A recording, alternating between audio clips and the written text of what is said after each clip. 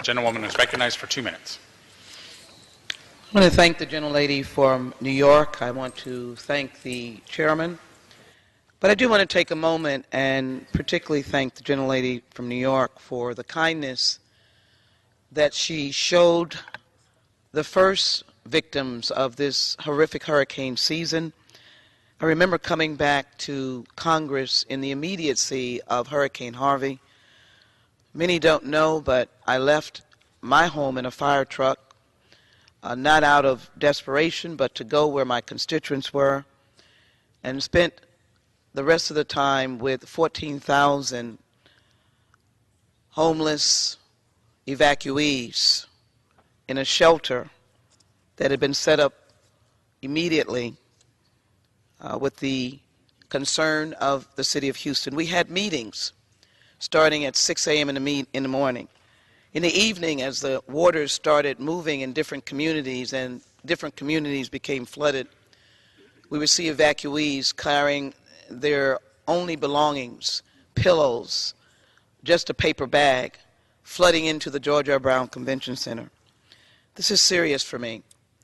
And I remember seeing elderly persons being evacuated after the Addicks Reservoir, Barker Reservoir, was released, and family members standing on what was now the shore waiting for those loved ones.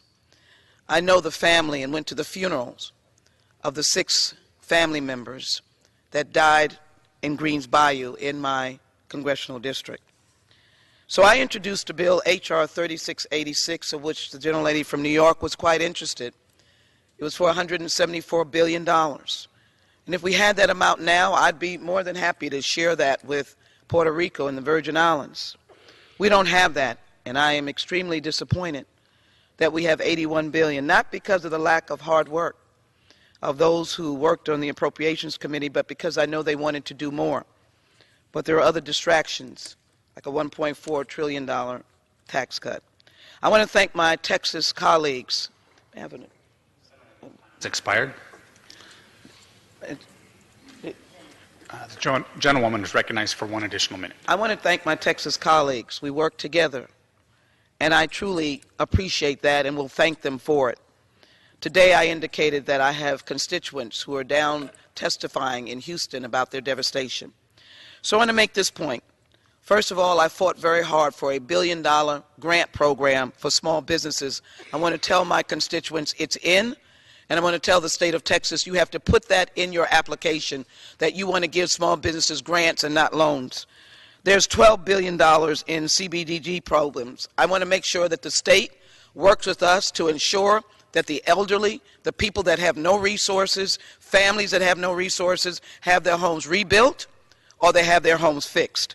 And I want to make sure that the watershed study comes under Section Title IV, that the Army Corps is listening, that the watershed program that I have passed in 2 sessions to study the bayous as to why Greens Bayou and Buffalo Bayou and White Oak Bayou and Halls Bayou flood and why people lose their lives. I want that watershed study done, and the Army Corps of Engineers, I hope, will listen. There's a lot of work left to be done. We've got to get more money, and I'm glad that Puerto Rico and the U.S. Virgin Islands are in, but you can count on me, Texas, and count on me, Puerto Rico and the U.S. Virgin Islands and Florida. We will fight into the new year to ensure that we get more flooding, but these items have to be considered. We fought hard for them. With that, I yield back, and I thank the gentlelady. The gentleman from New Jersey is recognized. You know that this has been a painful season for so many of us, from California to Texas to Florida to Louisiana to Puerto Rico and the U.S. Virgin Islands.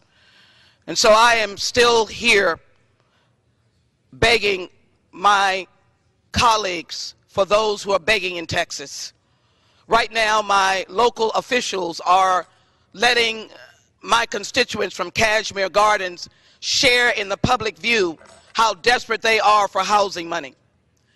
And so this CR and this emergency supplemental should be separated. But the CR, on the other hand, should be funding CHIPS completely.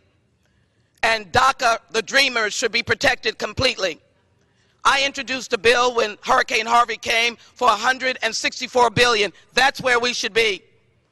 And I know that because of the sacrifice and loss and devastation. But also, a dreamer lost his life trying to rescue my constituents. And so you see, we have a situation that should be corrected across the board. Fix the dreamers, but provide for the hurricane victims. I will say that we're going to keep on pushing beyond the $81 billion.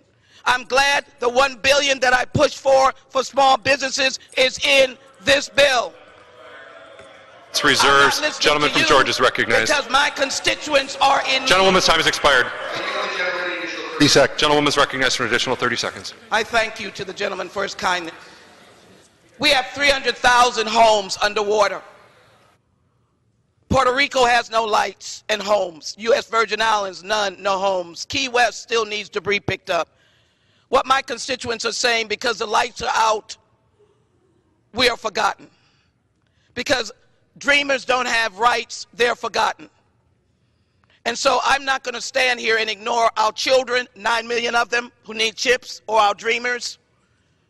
But I'm also going to say that whatever is in this for us, which is not a lot, I'm going to keep pushing and fighting for my constituents, and the money that we are getting, get it to us now. Now, I yield back. Gentlewoman's time has expired. Gentleman from Massachusetts reserves. Gentleman from Georgia.